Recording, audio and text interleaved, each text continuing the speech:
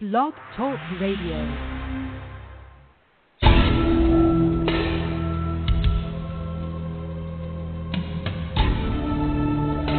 You are now listening to True Murder, the most shocking killers in true crime history, and the authors that have written about them. Gacy, Bundy, Dahmer, The Night Stalker, BTK. Every week, another fascinating author talking about the most shocking and infamous killers in true crime history. True Murder, with your host, journalist and author, Dan Zupansky.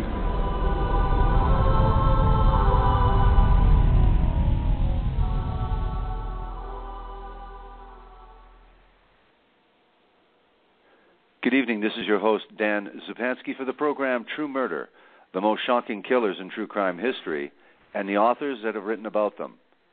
Growing up, Susan Berman's childhood was idyllic. She was Las Vegas mob royalty, the daughter of a mob boss who ran the Flamingo and furnished his only child with anything money could buy. But halfway through her childhood, her dream exploded. Susan's father died without warning during a routine surgery. Next, Susie Berman's mother died by her own hand the next year when she overdosed on drugs. Susie was whisked away from the only home she'd ever known, parentless, living with an uncle and his family, and sent away to boarding school. Now fast forward to college, where Susan met her soulmate, Robert Durst. They became best friends and each other's confidants. Durst went to work for his wealthy father at the Durst Organization in Manhattan, while Susan became a journalist, writing about women's cultural issues for newspapers and magazines. She followed Durst to New York, where he married the beautiful Cathy McCormick. Then Cathy disappeared, and Susan stood by her best friend Robert, despite suspicions that Durst had caused the demise of his wife. 20 years later, as police closed in on Durst and reopened the case, seeking to interview his best friend, Susan was murdered. Few clues were found. Who did it and why? Was it the mob? A trusted friend? Murder in Beverly Hills, an updated, revised edition of Murder of a Mafia Daughter, answers those questions. Exclusive information about the investigation is included in this edition, as well as new interviews of police detectives, Susan's friends, family, and colleagues, and new information about Robert Durst is revealed. The book we're profiling this evening is Murder in Beverly Hills, the mob-style execution of Susan Berman, her crime boss father, and the deadly secret she took to her grave, with my special guest, journalist and author, Cathy Scot. Welcome back to the program, and thank you for agreeing to this interview, Cathy Scot. Oh, you're welcome, Dan. Thank you very much for a warm welcome. Thank you.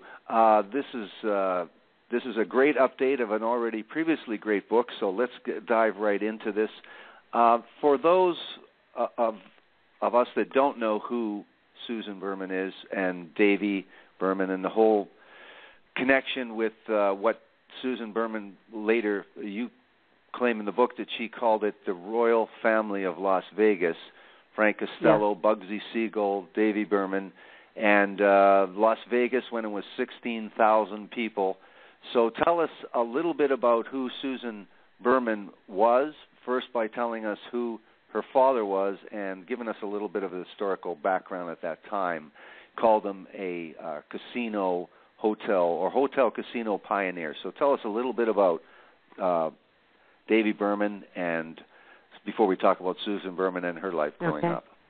Well, her dad, Davy Berman, was a mobster. I mean, he was with the Jewish mob, actually with Meyer Lansky and that group, and did it in Sioux Falls, Iowa.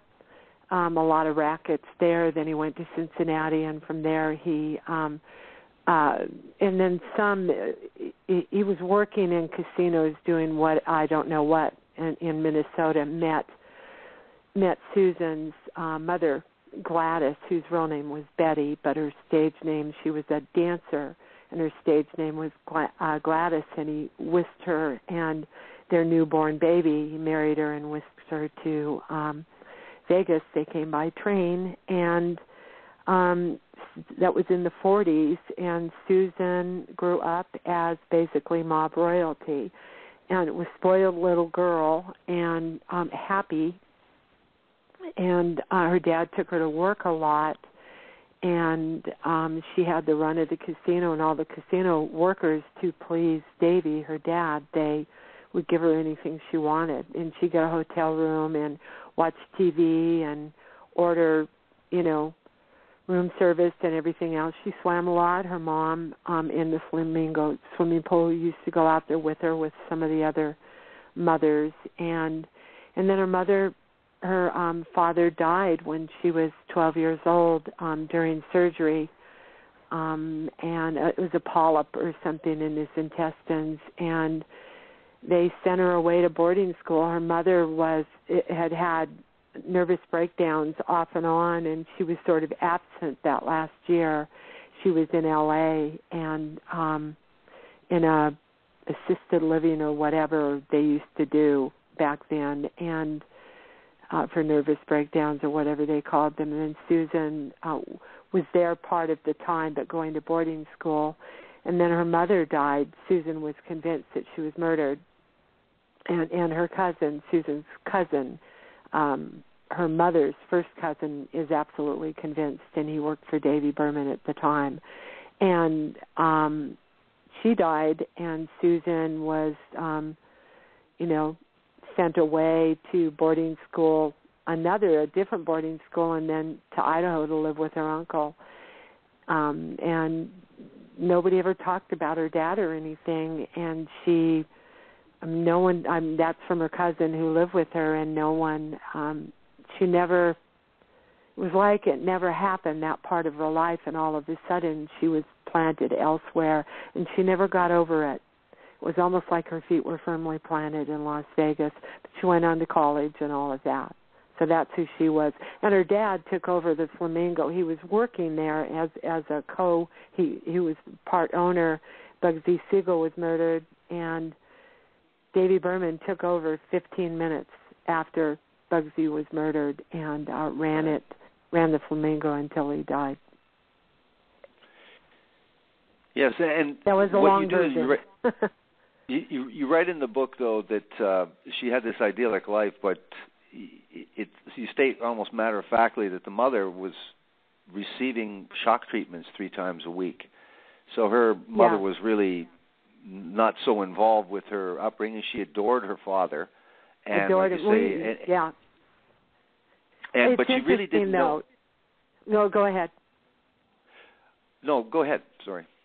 Well, her first cousin, Tom, or her first cousin once removed, her mother's first cousin, Tom Patton, who happens to live in Las Vegas. He's in his 90s, very, doing very well. And I met with him and his son several times, and he worked for Davy, and so he used to drive with Susan to work. And he told me she used to get mad at him and kick him because she wanted to go somewhere, and he'd say no, and she'd start kicking him while he was driving. But because she was kind of very, very spoiled and just a kid. But her mother was absent. I asked the cousin how was her mother toward her. Was she affectionate? And then another friend who grew up with her and lived in the neighborhood and spent a lot of time, her only friend really in the neighborhood, was allowed to go to her house, but they wouldn't let Susie go to his house. His name was Pat, because the parents were afraid that something could happen if Susan was there, mob unrest and that sort of thing. He said, her childhood friend Pat told me, and Tom did too, that Gladys, her mother, wasn't real affectionate, but she would always offer him cookies when he'd come over and that sort of thing, but always dressed up, and he thought she was kind of affected. It sounds to me like she was a little distant. But I think her dad made up for that because he was very affectionate with her, and he would leave work so early so he could tuck her in, and then he would go back to work. So I think she got her affection and that nurturing mostly from her father. She was more broken up over his death than she was her mother's. And she was, 13 years old, and she was an orphan. It's very sad, Never got over it. Never got over leaving the idyllic, to her it was idyllic. And she wrote the book Easy Street. You have to consider Susan was writing it, sort of with her memoir, sort of with rose-colored glasses from a child's perspective. And she never got past that sort of 12, 13-year-old mentality, at least when it came to her childhood. Yeah, it talked about sort of this innocence. She didn't realize what her father did till that there was this certain mob hit, and then she overlooked someone over the shoulder and saw that the headlines and the photos and the stories. So gradually it seemed, especially after her parents were dead, that she started to slowly realize who her father was and his importance and sort of the scary world that he inhabited, and she became more and more paranoid. He got accused of killing, and he did some time. He was in Sing Sing, and she, when her book came out in 1981, she went on Jane Pauley, I think it was the Today Show back then, and right. She just sort of, and you can still view it if you search for it online. You can find the interview, and she very matter-of-factly and almost proudly says, my dad was a killer who could kill a man with one arm. She did a lot of research, went to the library, found any book, with her dad's name in it. She didn't think it was mentioned enough, and she was trying to make him famous. But, that was typical of the Las Vegas mobsters. And, the Jewish mob was here before the Italian mob and in Las Vegas. And it was typical of them to try to legitimize themselves. And they were very respected here in Las Vegas. And, there was a rule here that if you were going to kill, you couldn't do it. You'd have to do it over the state line. Don't do any murders in Las Vegas. And they didn't, none that we know of. Now, her dad was notorious, but he kept a low profile. And she idolized him and kind of put him up on a pedestal and sort of thought it, I don't know, did you get the feeling when you read it that she thought it was okay that he was a mobster and he was notorious and a killer and all of that? She was almost proud of it. Well, I think she came around to accepting it, and like a neighbor had said, and you capture in the book as well, that a lot of friends thought she was, the life of the party, and she was quite outrageous and sort of hilarious and very dramatic. So with her ability to be a writer, and you write about what you know, I think often that there's a certain amount of dramaticism in it. But then again, she certainly loved her father. So I think later when she came to the realization of who he actually was and some of the crimes he was accused of, and so I think she came to the realization. Obviously, before 13, she didn't know anything, and then there was that, you capture in the book, that uncomfortable period of time where her innocence was shattered, basically, and so I think with the idea that she became a writer, she wanted to be a journalist, and she was successful. I think that she came around to accepting. Again, she wasn't an investigative journalist. And maybe forgiving him too. Maybe forgiving him.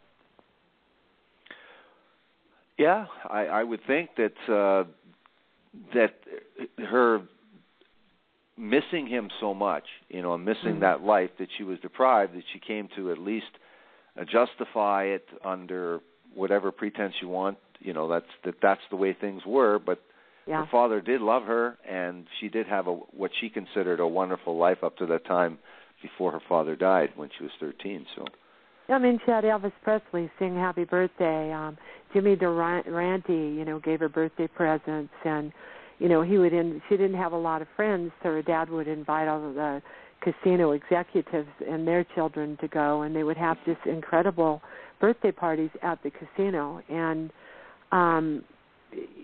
she had her own slot machine at the casino, so it for her, she could swim anytime she wanted in the pool. She could do anything she wanted there. And then they rode in the El Dorado Parade. It's a very big deal here, year after year, the El Dorado Parade. And she was on a float every year. So she truly was, treated differently and knew it. And lost that. And I think she was trying to get it back in some ways. It's sad because she had a great deal of wealth and lost it, got some back, and then lost it again. And she wasn't good with money. It's like she wasn't prepared. She wasn't prepared for life, I don't think. Now, tell us a little bit about, obviously we skipped over her yearning to become a journalist. She becomes a journalist. She becomes a good writer. She gets a lot of attention. So tell us a little bit about some of the books that she's written in terms of content, in terms of what did she write about, even though, again, publishers are notorious for being a little overly dramatic too, the inside on the mob, and meanwhile, is it inside of the mob? What did Susan Berman know? But of course, her cachet is that she was connected to the mob, a mob princess, as they called her. Yeah. So what were her books really about, and what really was the content despite all the hoopla? What was the content about, and how did she write? Tell us a little bit about that. Well, Easy Street was but she was a feature writer. She was straight out of college. I had interviewed her dean.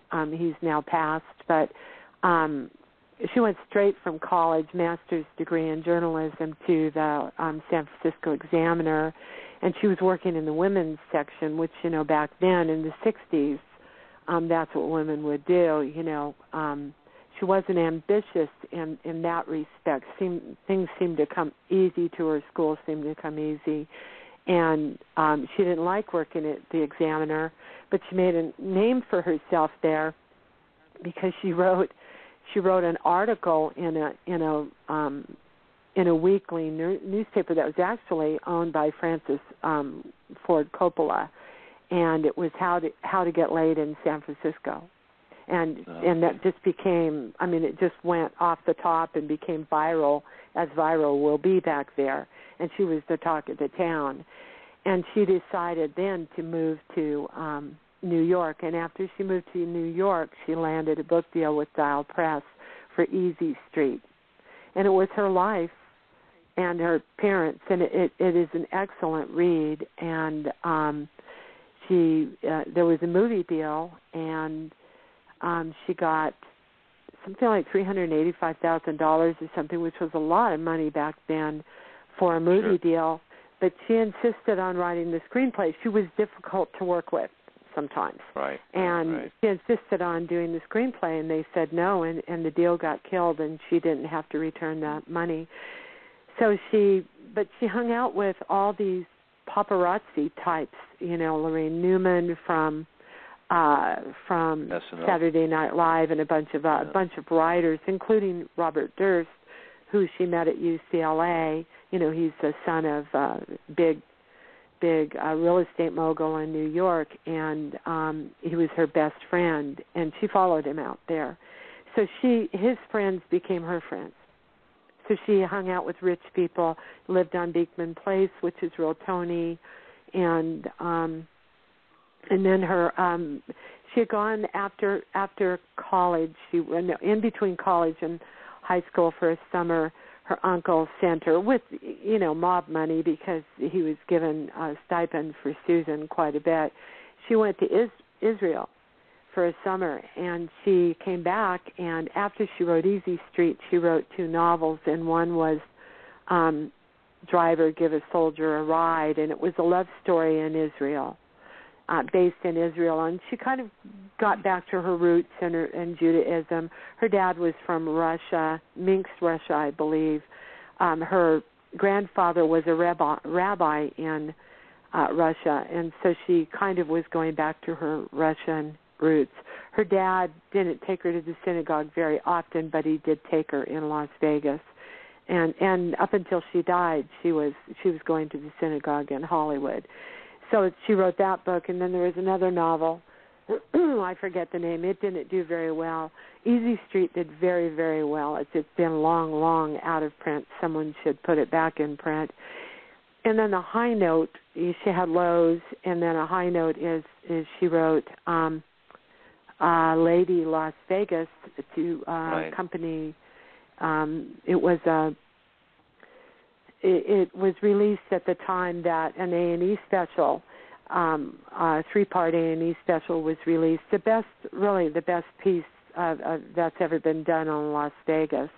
And Susan was a producer on that and a writer and instrumental in landing a lot of the interviews for it. But as a historian here in town told me, a state historian when I interviewed him, the Lady of Las Vegas was such a disappointment because Easy Street was so good. Maybe it was the editing, I don't know, but she just, it was almost like she was trying to be, it was sort of the adult Susan writing Easy Street, to accompany the release of the A&E specials. And right. It just didn't come off, and it didn't do very well, and that was a big disappointment to her. They got an award, all the producers, including Susan, for the A&E special, and that was in 96, so that was 4 years before she died. Right. Now, so there was nothing... Not a lot of money involved in an A&E special, but a lot of notoriety. Absolutely. Now, there was nothing in these books, though, that Susan knew or told that was a tell-all or embarrassing or humiliating or out of bounds for mobsters present or past. So there was nothing like that at all, was there?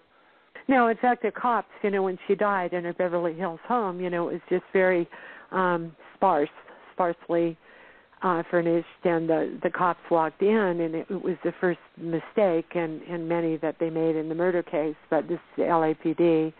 They didn't call homicide.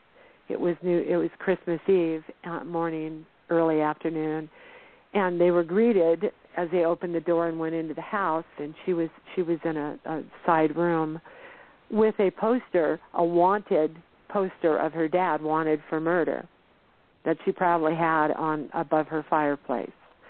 And so their deal was, she was shot in the back of the head. It must be a mob hit. So, but no, Sue, and the joke was, even Oscar Goodman, former mob attorney here in Las Vegas and was a mayor at one time, even he said, those mobsters from that era back then, most of them are dead or, senile. And there's nothing going on that Susan would have known, although she did confide in a couple of friends, said that she had some information that she was going to blow the lid off of some things. But that same friend said that she had a real flair for over-dramatizing things, so didn't take that particular statement, which out of context would be, wow. Absolutely. She didn't think it was wow. She didn't think it was right. wow. They all went, Susan, she's just being dramatic again. And so let's go back just a little bit here. She's living in a place. She's renting the place, and she's renting the place from a woman named Dee Baskin.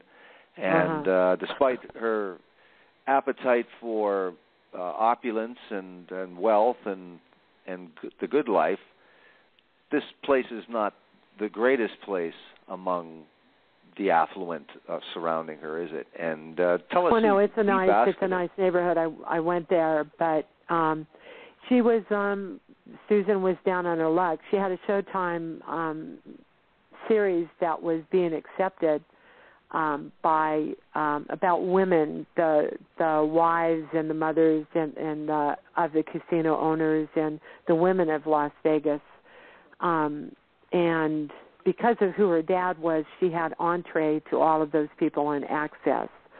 And she had landed. It was about to happen. And so she'd been struggling and was down on money and had to borrow it, as you know. And she wasn't paying her rent, so she was behind 3 months' rent. And Dee Baskin was very, very upset with her and actually threatened, Susan said, in a note, threatened to kill her dog and kill her if she didn't pay the rent. So it was in a note, but police looked at her, and she was 80-something, I think, and she was a person of interest for a very short time. What complicated, though, you put in your book to add a little at least intrigue anyway, it was that she sent her this threatening, very specific, I'll kill you letter, And then right after Susan was found, she went on vacation and was driving a rented vehicle and took her vehicle car. Yes. I find it very interesting, and at that point, I can tell you the homicide unit didn't get on the case for about 2.5 to 3 weeks, and so, and then her manager, quasi-manager, because he was just a guy she met in an apartment she lived in previously, and he would handle some things for her, so she called him her manager. He actually broke into the house, and that's a matter of record. The police interviewed him, got a search warrant for his house, search warrant for his office, but they didn't get it for several months. He actually broke into her house because she owed him money, and he wanted to look at her bank statements. He didn't volunteer this. Some neighbors saw after the police left the scene of the crime several hours later. He waited, and once they were gone, then he broke into a window and went through some things. He said he returned what was removed, but we'll never know for sure. Niall Brenner. So, and I can say his name because he was a named person of interest for a while. They let that go. He was very angry with Susan. He was angry at the funeral. Friends said he was very upset. So there you go. You've got two, and then I think he had an alibi. I don't remember what it was, and they missed a lot of opportunities because they didn't get to the crime scene. I can tell you, as far as the murder scene goes, they didn't even do no fiber analysis, no picking up of anything off the floor other than a single bullet 9mm shell casing. They did do some fingerprinting, but there was a palm print that nobody knows if they ever got that, but they didn't do any fiber analysis or picking anything up, which I think was a major mistake. Yeah, there was no hair and fiber. There was no scraping of fingernails for DNA whatsoever. No.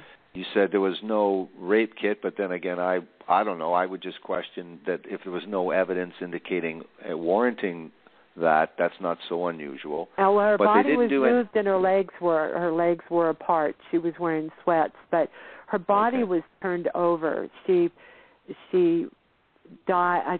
They know how she died and how she fell, and she was shot in the back of the head, and her body was turned over. And so, and I've got a copy of the death certificate, and I've gone through the whole thing and all the coroner's report, which I wasn't given, but I sat in the coroner's office, and a public information officer read it to me line by line as I took notes because he couldn't give it to me. So just some odd circumstances. It was a poor investigation, but like I said, they even outwardly said the mob probably did it, and it was Christmas. Everybody wanted to go home, and that was that. They only stayed for a few hours. Plus, as her friends were learning about it one by one because she didn't show up at a party and they all started calling each other, they showed up at the crime scene. They were allowed to go inside the house. So it was like the O.J. Simpson, and Nicole Brown crime scene almost, where just everybody and their brother was walking all over the crime scene. Terrible. Yeah, and they didn't take fingerprints. They weren't using all the No, yeah. Yeah. So there was there. Yeah, they're used to. Yeah, it certainly wasn't a thorough investigation, as we'll find out as we proceed in the book, and another unit of the police, LAPD, take over the case and start looking at things. That's a little bit later on. Now, you say that the police don't say it's a mob hit, but everyone looks at it as a professional hit. But what is their assessment of the crime scene, even though they didn't do too much crime scene analysis? I think you say they didn't even send a specific CSI person there, but what is their... No, they followed it up later and sent it. They didn't even have a CSI team there, no, but they did follow it up later. But it was, like the cousin said, he was actually at the house, and the younger cousin, the son of the first cousin of her mother, and he said that there were paint chips on the door jamb that were on the floor where her body was, and was so flabbergasted that they hadn't picked those up. I mean, why were there paint chips, you know? Also the doorknob, the front door, because obviously this is the big thing. She knew whoever came into her house because there was no forced entry. She'd gone to the show that night to see Best of Show with I think it was a screenwriter or somebody in the movie business, and that was about 9 o'clock when she got home. So we know it was based upon how long her body had been there. From the coroner's report, it happened sometime probably between 9 and midnight. And then the neighbors were alerted the next morning. This is on the 22nd. They were alerted the next morning on the 23rd by her dogs running around the neighborhood and barking. Somebody, whoever did it, went out the back door and left the door open. But nobody did anything until December 24th, the next morning, when one neighbor woke up and the dogs were still running around and decided to go investigate, and then another neighbor on the other side had one of her dogs in their house and called police. Yeah, there was some sloppiness with the investigation right from the start. Keystone Cops. Okay, now she has a neighbor, I believe, named Ruth Bartnoff, and right after this, Ruth was a friend. Ruth was a friend of hers, not a neighbor, but they went to synagogue together. She's a dear, dear person, and she's a friend of mine on Facebook. Actually, she's like 92, I think. And what was she told that the relationship was? What did she think the relationship was with Niles Brenner? She only met him once, and it was at a book signing. Here Ruthie had lots of contact with Susan, saw her during the holiday, Hanukkah and that sort of thing. And she had a book signing at Venice Beach for, I think, one of her novels. And Ruthie went, and so did Niall, and it was when she met him. He was kind of offish. Susan talked about him to Ruth, but not to other people. There were other friends of hers didn't even know about him. What he would do was drive her around. Susan was deathly afraid of bridges, anything that resembled a bridge, even if there was a little area on the right that dropped, in a car. She was deathly afraid of that, and she didn't like to drive herself. So Niall would drive her to doctor appointments, vet appointments, lunch appointments, and she kind of used him as a driver. But Ruth at one point thought they were involved and asked, and Susan said, oh, no, they never were, and they weren't. Susan hadn't had a boyfriend since her live-in boyfriend and his kids lived with her, and then she raised those two kids after they separated as her own daughter, and she lived alone with her for about 5 years. She was not even a stepmother. Right. Now we have. You spoke of Niall Brenner breaking into the home, and he's saying to friends. I don't think he said to police, but I believe he said to friends that he was looking for evidence of money because she owed him money, and he said comments like at the funeral, like she sucked me dry, and she'll be calling me 10 times a day. I'm so tired of her. Yeah, he hung up on me. I talked to him on the phone. He hung up on me twice. Yeah, he seemed... Well, I'm tired of Susan Berman. I never want to talk about her again, that sort of thing. Well, that's very right angry, in line which with is odd. It's in line with the dialogue that he gives in the book, though. Same kind of sort of attitude he talks about. What was interesting is he knew about, and he mentioned to friends about the $50,000 that Robert Durst had loaned Susan Berman, Gabe. or pardon me. Yeah, okay. So let's talk about let's talk about that money then. Let's talk about that money. That was owed. Well, Susan needed her car when she got her advance for the book. She bought herself a convertible, and soon after she moved, after she got the advance, after the movie deal fell through, She moved from New York to L.A., wanted to become a screenwriter. She was at the top of her game. She was writing for New York Magazine with Nicholas Pileggi, or however you say his, is it Pileggi?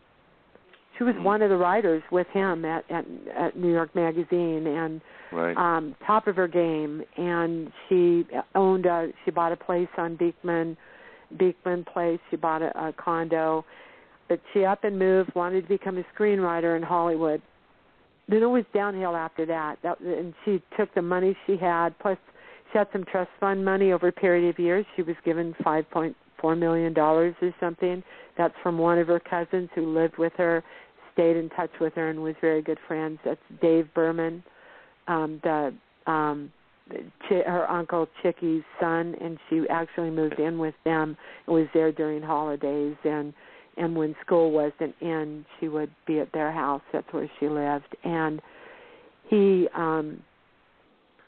said she had all this money, so she would get payments. Her last payment was when she was 30 years old, and that was then all the money from the mob, and her father's interest in hotels and stuff ended. But she bought a place in Brentwood. She had a house in Brentwood. She took the last of the money when she was with Paul Kaufman. She lived with him, with his children, and put that into a play that he wanted to develop and put on the stage. And there was a lot of money going into that. That was the end of her money. And when they separated and moved out, and Mela, the daughter, came with her, she actually moved into an apartment owned by a friend. It's how she met Niall. He lived down the street, and they met while they were walking their dogs. And she lived there. The friend said, "Oh, you can live there till you get back on your feet." 5 years later, Susan was still in that apartment. And she had to evict her, and it was a very bad ending with that friend. She was a singer. I forget her name. It's in the book. But I think that indicates that Susan sort of felt entitled. You know, she did that, for free, stayed there for free. So at that point, she was very, very down on her luck. And then she had lived in the house that she died in years earlier. So when she was kicked out of that apartment by the friend who she kind of overstayed her welcome, Susan did, she called the landlady, Dee Baskin, and moved back into the Beverly Hills house that she died in. She was always trying to get back. I mean, she had a good time there. She was high on her game when she first moved into that house, and then bought a Brentwood house instead, moved out. So it's almost like she always tried to get something back, so she called the landlady and moved back into that house. But it was all downhill from there. So Bobby Durst, she needed a car, and she got a hold of Bobby Durst, her friend from college, and he gave her 2 separate payments of $25,000 each. And that was what Niall was looking for, if she had any of that money left, to repay him whatever it was he said she owed him. Now, when had Bobby Durst, do police interview him, and how do they interview him? Do they bring him in? Do they talk to him? How do they talk to him? They never interviewed him. They tried to interview him. Never interviewed Bobby Durst. Susan told her cousin that Bobby was going to come down from San Francisco because he had a couple of houses. He lived in New York, but he had a couple of houses in San Francisco. And at the time, though, Susan couldn't find him because he was not in San Francisco. He was not in New York. And we'll talk about where he was, right?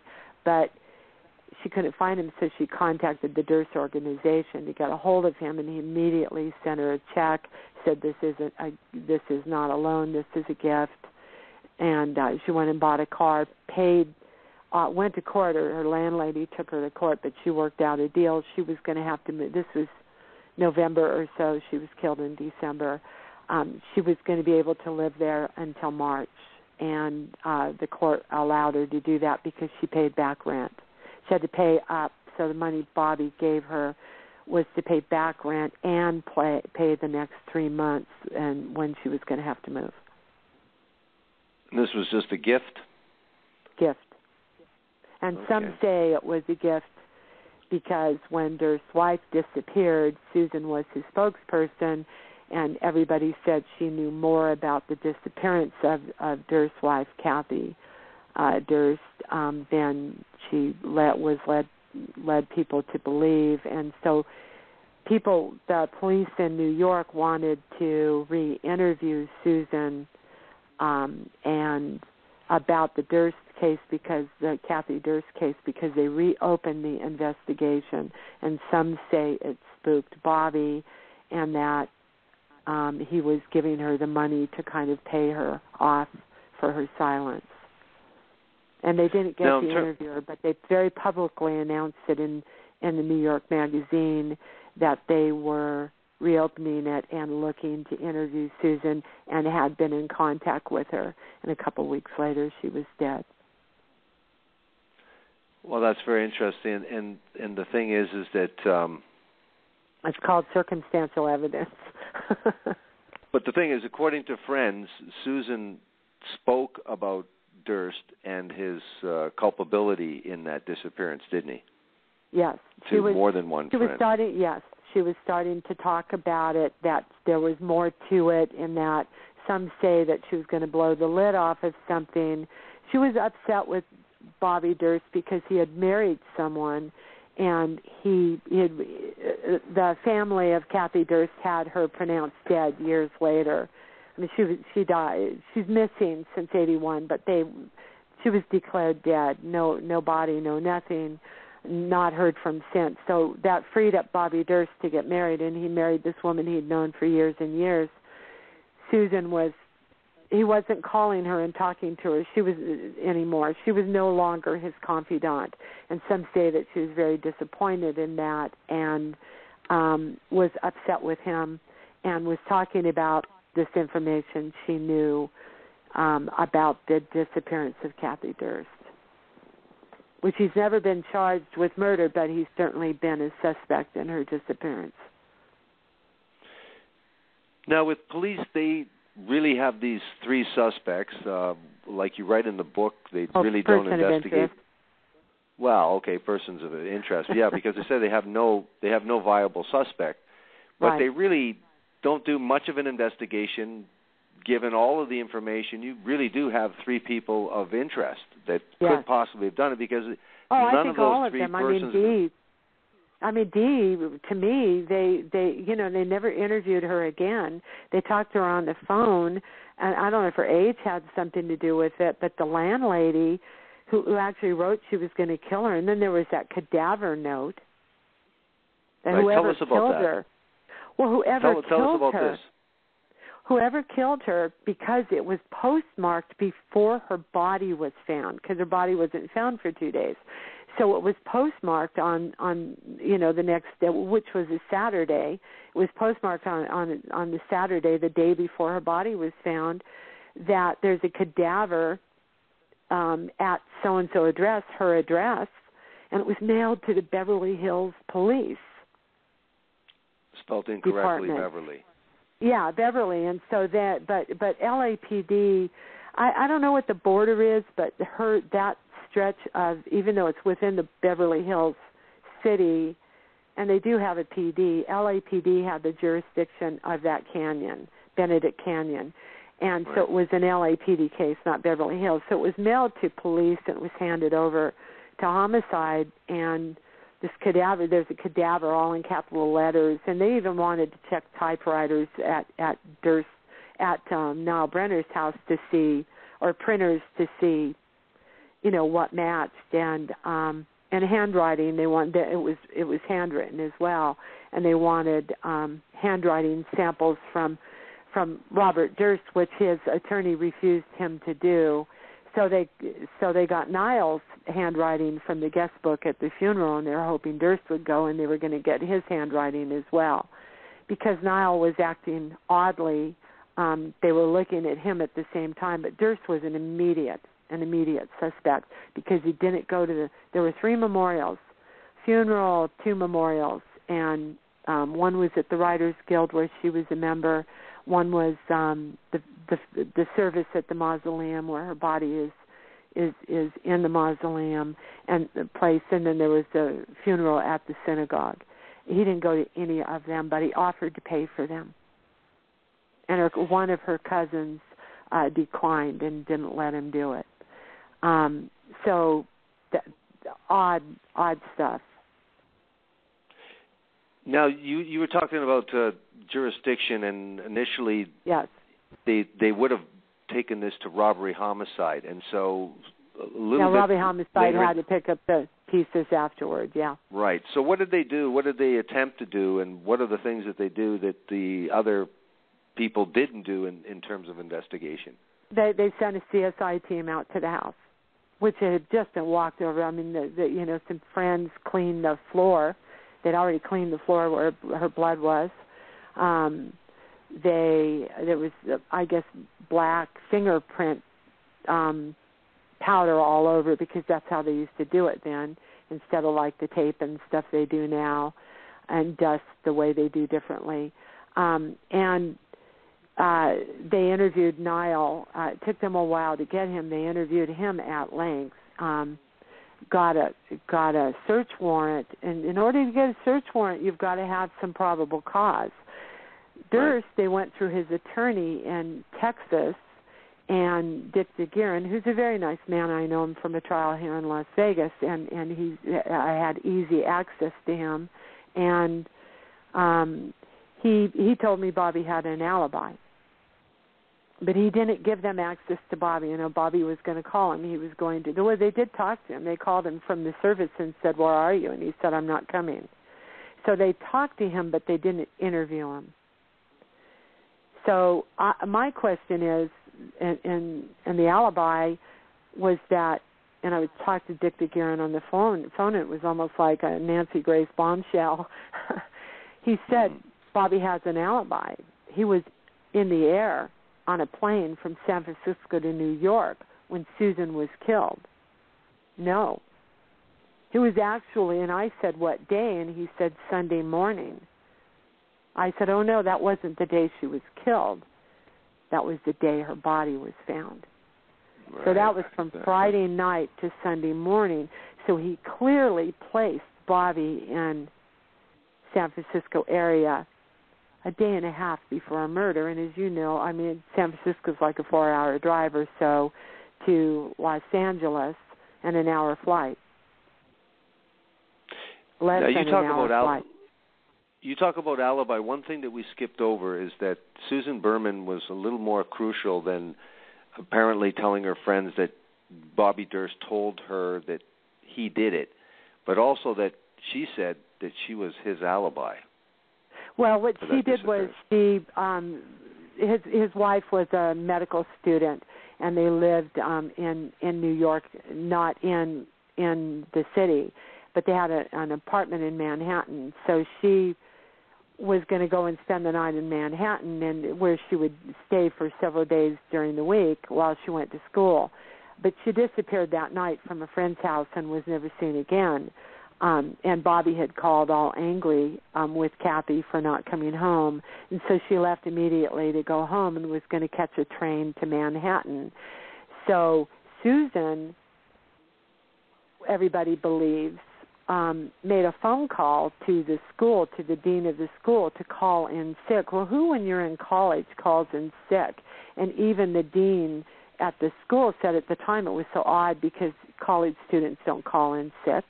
And especially to a dean, it was almost like they were trying to place Cathy in Manhattan the next day rather than the night before. So Susan that was the alibi really, because she was seen that morning supposedly and had made a phone call that morning, so she was alive, and Durst was at their South Salem home, so how could he have done it? And Susan had told, and people had always questioned that was probably Susan, and police thought that too. New York police thought it, so they wanted to re-interview her about it. And who knows if Susan told them, but it clearly was publicized in the media that they were looking to talk to her again. And it was a very blowing the lid on that and spilling the beans that they wanted to talk to her was really, if he's the one who did it, that was a fatal mistake on the part of the police department because it got her killed. If he, it's one of the scenarios, possibilities. There was talk of his lawyer offering a handwritten sample, and then there was an analysis that seemed to be, the verdict was inconclusive. Now the police are slowly investigating, but not really making any headway.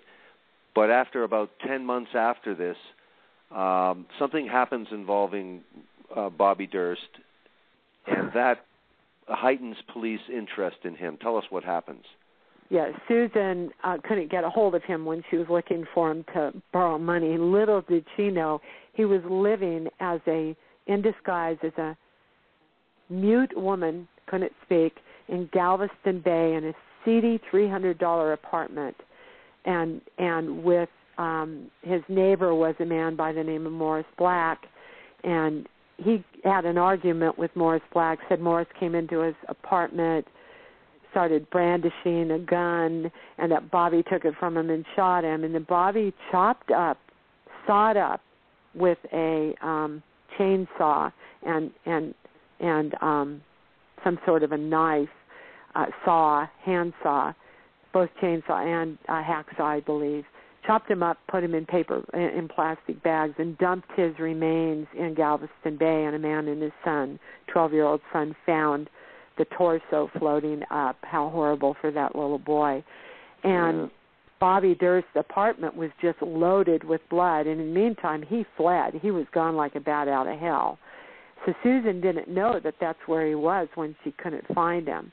So he's on the lam at that point. So LAPD is like, great, now that he's in custody, once he's in custody, because there was a warrant for his arrest, and they got him in Pennsylvania finally, stealing a sandwich. He had $35,000 in cash or something with him, and he stole a sandwich from a drugstore. And guess what was in the trunk of his car? A 9mm handgun, same caliber as Susan was killed. And Galveston Bay, which is a teeny tiny town, I don't think their forensics are all that great. They did some testing and said it was inconclusive, and I think LAPD should have sent it to Quantico or something for the FBI to test, but they didn't retest that gun and the bullet to see if they matched. I think that was a critical, and that could still be done. I think that was critical. So Bobby became an immediate suspect because, he became an immediate suspect because here he was accused of murder. And then he went to trial. He said it was self-defense, and he was acquitted of murder. Wow.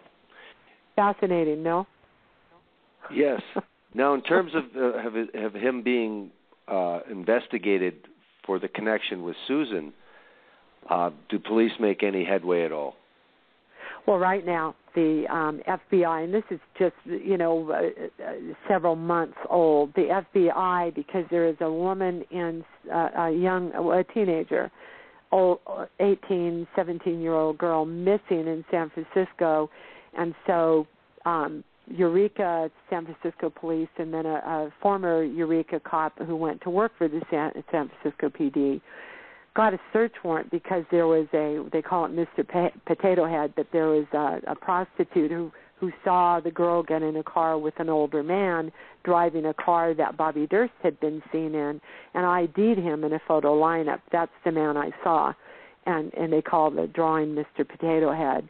And she said it was Robert Durst, and because they showed pictures of Bobby Durst along with some others, and she picked him out. So they got a search warrant for Robert Durst's bank records, and there are receipts from him being in Los Angeles at the time of Susan's murder. So the receipts, I'm told by two sources up in the LAPD, San Francisco area, and one is named in the book, the officer, that the receipts that they got from a search warrant from Bobby Durst's bank records, which I don't know why the LAPD didn't get that, and they handed them over to the LAPD. So it's now a kidnapping case because the girl up there has been kidnapping, therefore it's a federal case. They're now, the feds, FBI agent in Los Angeles is working with the LAPD on the Susan Berman case based upon the fact that they can place Durst in L.A., and they're working the case in San Francisco as well. Those things take time, so who knows what will come from it because it's kind of a task force right now. But I was told that the investigation is of Robert Durst, not just of the cases, but it's an investigation of Robert Durst. So whatever else they've got, I don't know. Fascinating. You're right. Yes, you write in the book, though, that when they had him for the murder of his neighbor, 71-year-old black, that they had the syndrome of, well, now that we have him for a major murder and he's going to be locked away anyway, please explain what you were told by an LAPD insider. By an insider as well as a detective on the case. Told me that, yes, as long as they have him in two interviews, as long as they have him, for murder, well, then he's gone, so whether it's specifically for Susan, and then lo and behold, he got acquitted. He did, because he was on the lam and he fled, he did serve 3 years in prison for evading an arrest warrant. So he did serve time. He's been out for a while. He was spotted in Las Vegas, too, which is a little creepy for me, since that's where I live. Yeah. But what he was doing here, he's got a place in Harlem, a house, a condo, and his family gave him $6 billion, I believe it was, to never have anything to do with the Durst organization again. And so he's just kind of on his own, but with lots of money, and he and his wife. Now, you talk about the tough times, the up and down that everybody had, Susan had, but also Robert Durst had. From your research, was the time that he gave the $50,000 a time of that he was flush with money, or does it have some credence with that this was money that he felt was necessary to keep her mouth shut after he heard reports? He's dripping in money. He's dripping in. He comes from the Durst organization. He worked for the Durst organization. I think they built half of Manhattan. He's filthy rich. And then they paid him. He was living on trust and whatever else that they give people who are in wealthy families. And, I mean, money was, he could have whatever he wanted any time he wanted. Had a couple of houses in San Francisco. He had a few in New York. Money was never an issue for Bobby, so it was like giving her $5. To give her $50,000 was like giving her $5. Now, later, when there was a falling out with the family, because they at first protected him, and I was told that the Durst organization, when the LAPD started calling and trying to talk to Bobby Durst, that the LAPD and the district attorney's office received very stern letters from the Durst organization to basically leave him alone. And I don't know if that had anything to do with it, but I know that the lead detective took the case to the DA's office twice and was turned down on circumstantial evidence. I mean, there was less evidence in the O.J. Simpson trial that the LAPD or that the LA district attorney prosecuted than there was in this. There's lots of circumstantial evidence, and especially now, hard evidence, direct evidence based upon his bank records that place him in Los Angeles, which is, so I don't know, maybe maybe something will come of it. Well, it's still a circumstantial case if you don't have a lot of the other ingredients. So it's still a difficult case with a smart criminal, we'll say, experienced, and especially a really good lawyer. Yeah, exactly. He's got the best. I mean, Dick DeGuerin is incredible, but they could do ballistics on that gun and the casing again, the bullet. But they just might be hesitant going, against all of their own sloppy work. So his attorney could have a heyday with contaminated crime scene and lost opportunities and. Oh yeah, it'd be a fascinating case to go to. Yeah, be fascinating to attend it. If it ever happens. But I think Dee and Niall are sort of interesting characters, don't you? Oh, absolutely. This is amazing, chock full of characters that come to life, and real story of affluence, and again, it's a sort of a roller coaster for some people. Again, like Susan went through the money and then was living a little more modestly, a little more, I don't say desperately, but certainly. No, she was desperate at points. Yeah. Yeah. So it was a fall from where she came from, and Susan didn't. Ruth said that she asked her once, why don't you get a job? And she said it's the only time they had a disagreement. Susan was very unhappy about saying that. She sort of felt entitled. I don't need to work. I'm Susan Berman. Kind of thing, which is sort of, she didn't. She was going to keep doing what she was doing rather than try to get a full-time writing position somewhere. I mean, she was 55 when she left, so she was very much working age. Well, 55 when she died, rather. Certainly. Now, I want to thank you for this. I want to get people to, if they're interested in contacting you, how do you have a website? You have a website. They can always contact me on Facebook. Website. I do answer emails, so they're welcome to come to my page on Facebook, Cathy Scot 10 on Facebook, and my CathyScott.com, and just hit the contact me, and I'm happy to answer their questions or talk to them. And the book is available on Amazon and authorhouse.com. It's also available on Kindle and on BarnesandNoble.com. Right, and you this is number what in terms of true crime books you've written? This is 5, 6? Tell us a little bit about just a couple of them. Yeah, my 6th true crime book. It's my 9th book. And just tell us a few of the other titles of true crime books for people listening. Paw Prints, true crime books. The Millionaire's Wife, which was last year, a hit for hire out of Manhattan. Fascinating story. St. Martin's Press published that. Murder and Death in the Desert, about the Ted Binion case. I wrote The Rough Guide to True Crime and The Murder of Biggie Smalls, which is out of print. I am putting that back in print next year. So watch for that one. And, of course, my first book, The Killing of Tupac Shakur. Yeah, so you've got heavy pedigree there, Cathy. Thanks very much. Thank you. A lot of hip-hop, a lot of rap. Yeah, thank you. Actually, and then Paw Prints of Katrina, I spent 4 months down in New Orleans and Mississippi following the hurricane and with a photographer and wrote Paw Prints of Katrina about the rescue of animals. Yeah, that my must second have been love. Heartbreaking. Yeah, absolutely. Yeah, that's great.